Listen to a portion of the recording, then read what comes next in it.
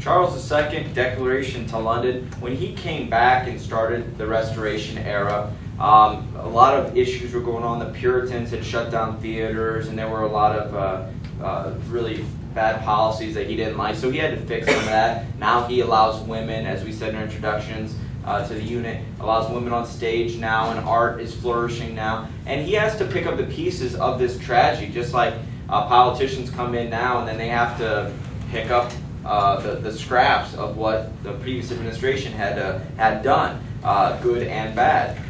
Mostly bad is what we hear about. We don't hear about the good. And so that's what he's saying is, in the first place, the woeful experience in this late heavy visitation has sufficiently convinced all men of the pernicious consequences which have attended the building with timber. So ultimately, that's 3 lines of saying, you have seen the problems based on the fire, how everything is built with wood, and so that's an issue, because what if this happens again? And so it's a call to action for the future building of things, to not incorporate timber as, in their building. Look at what he said about brick. He says the most notable benefits of brick, which in so many places have resisted and even extinguished the fire, because brick doesn't burn. Hopefully you knew that. And so if buildings were made of, most of the buildings were made of brick, fire would have been not as damaging. Maybe it would have stopped. And so he has ideas for fixing this so it doesn't happen again. I would imagine fire was a common thing back then. Maybe not, let's torch the whole city, but how do we deal with it? And so they're coming up with ways, and one of which was brick. He also talked about, if you look at right after that, if anybody builds with timber and goes against the law, the first person to come and inspect, the magistrate will come around and we'll rip your house down.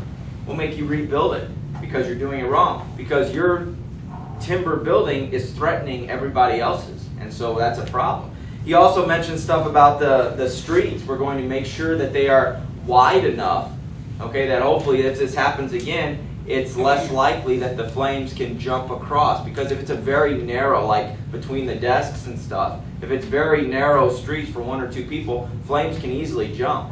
We've all been at bonfires before where wind can shift and you see the flame move back and forth. And if that happens and it can jump the street, that's a problem. So we're going to reassess our layout, our street layout. And alleys and lanes we're not going to even do unless it's strictly necessary, and we'll have a committee come together in order to take a look at that, and it'll follow the same rules. And so he's doing a nice job of making sure this doesn't happen again. And these seem pretty basic and simple. Don't use wood.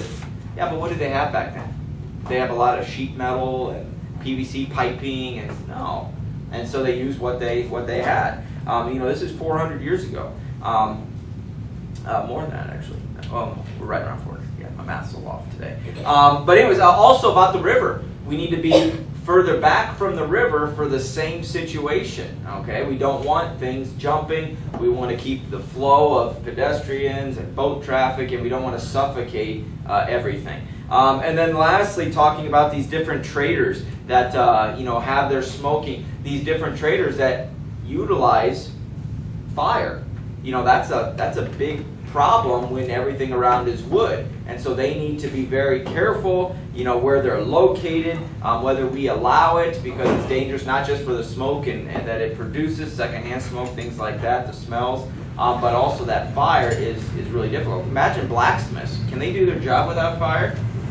No. Remember that fire, then bang, bang, put it back in, pull out, bang, bang, that type of thing. And so you can imagine that they had certain restrictions, them and other types of jobs for going forward. So another piece of nonfiction in conjunction with the fire of the Sam Pepys article we just read a little bit ago, his diary.